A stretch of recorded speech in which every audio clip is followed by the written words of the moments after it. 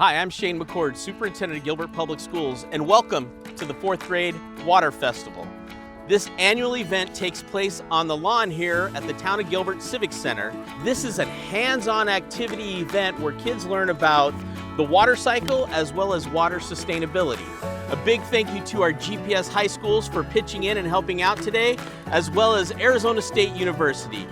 Also, I'd like to congratulate 6 of our elementary schools for winning the A+ award from the Arizona Education Foundation. Those schools are Ashland Ranch, Augusta Ranch, Boulder Creek, Carroll Ray Ranch, Gilbert Elementary, and Cortill.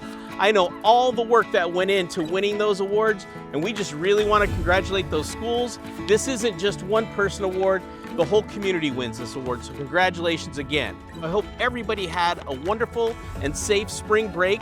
Our 3rd quarter was excellent, but we want to finish off the year strong.